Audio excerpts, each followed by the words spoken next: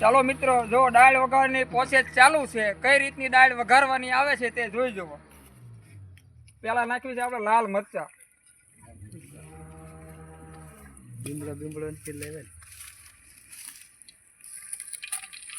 આ નાખ્યા છે આપણે લાલ મરચા અને તમાલપત્ર. તેલ આવી ગયું છે ગરમ. આવી ગયું છે, હું દાજી ગયો. જો આપણે હવે નાખી દીધું છે લાલ મરચા અને તમાલપત્ર. હવે નાખી છે રાઈ અને આખું જીરું. જોઈ જો આપણે રાઈ ને આખું જીરું નાખી દીધું છે.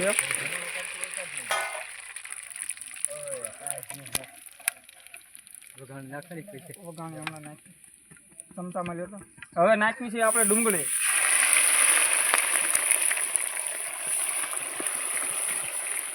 નાખી દીધી છે મિત્રો આપણે હવે ડુંગળી.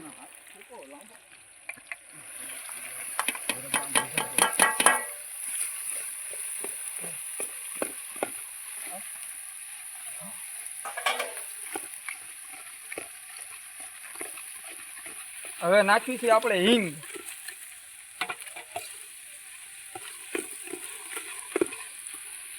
એટલે દેશી ભાષામાં એને આપણે અમારા ગામડાની ભાષામાં આને વઘાણી કેવી છે, બાકી આ બધા સિટીમાં હિંગ કે સિટી વાળા. આ વઘાણાથી ઘણો ફાયદો થાય છે. ગેસ નો થાય.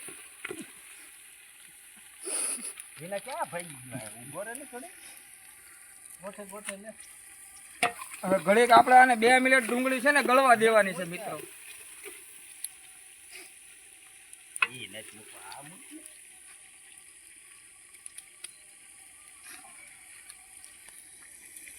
ચાલુ કર્યું મિત્રો. હવે આપણે આમાં નાખવી છે લસણની પેસ્ટ. આપણે નાખી દીધી છે લસણની પેસ્ટ. હવે આવશે આદુ. જો આ છે આદુની પેસ્ટ.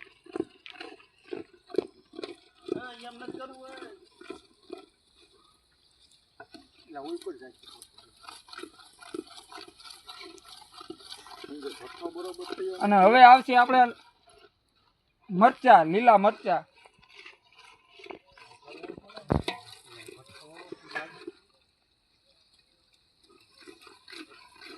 હવે નાખી દીધા છે આપણે લીલા મરચા.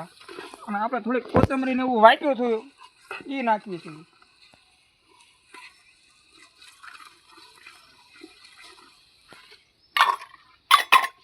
હવે આને ઘડીક ગરમ થવા દેવી આપણે.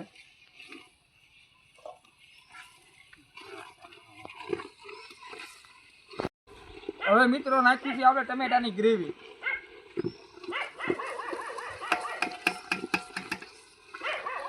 નાખી દીધી છે ટમેટાની ગ્રેવી.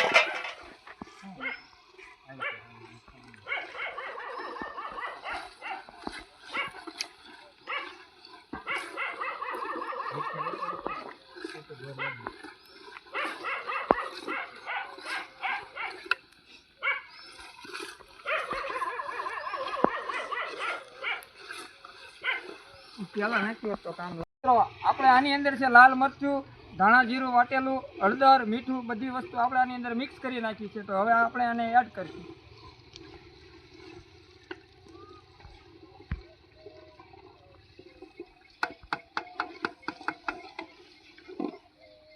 આગળની પ્રોસેસ હમણાં તમને બતાવી છે કઈ રીતનું કરવાનું છે. ત્યાં લગી વિડીયોમાં બન્યા રહો. ચાલો મિત્રો, આપણો વઘાર થઈ ગયો છે કમ્પ્લીટ. હવે આને આપણે ઉતારીને આમાં નાખવાનું છે.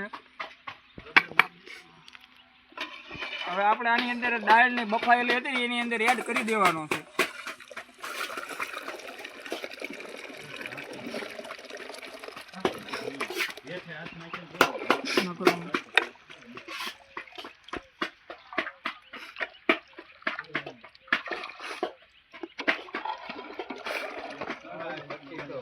આપણે હવે વઘાર કરી નાખ્યો છે મિત્રો. હવે આ તપેલું રહ્યું ને પાછું આની ઉપર ચડાવીને આપણે આની અંદર એડ કરવાનું છે લીંબુ, આંબલી, ગોળ. ત્યાં લગી આપણા વિડીયોની અંદર બન્યા રહો.